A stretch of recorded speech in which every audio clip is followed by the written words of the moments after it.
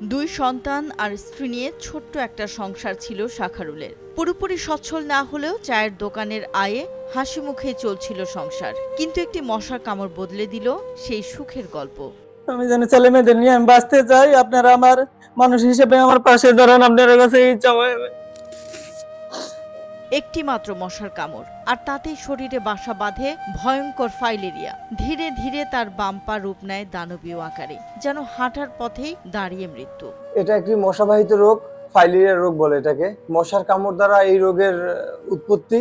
চোখের সামনে সংসার, কিন্তু পা আর চলে না আগের মতো। ডান পা স্বাভাবিক থাকলেও বাম পা এখন রোগ আর যন্ত্রণার বোঝা। আপনারা সহযোগিতা করলে আমি এই দুনিয়াতে আমি বাঁচতে পারবো ছেলে মেয়েদেরকে নিয়ে।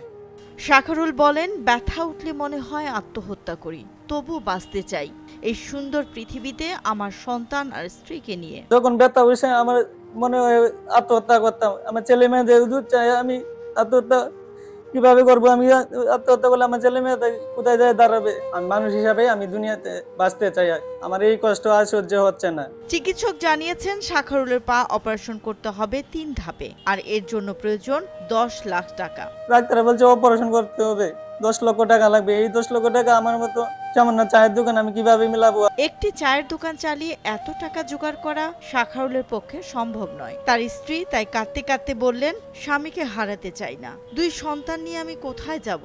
সমাজের বিত্তবানদের কাছে তাই সাহায্যের হাত বাড়িয়েছেন তিনি। আপনারা সবাই আমার স্বামীকে সহযোগিতা করুন, আপনারা সবাই এগিয়ে আসেন, আমার স্বামীকে চিকিৎসার জন্য সাহায্য করুন। কোনো হৃদয়বান ব্যক্তির একটি হাত, একটি শেয়ার, একটি সহযোগিতা হয়তো ফিরিয়ে দিতে পারে একটি পরিবারের হাসি, একটি বাবার জীবন।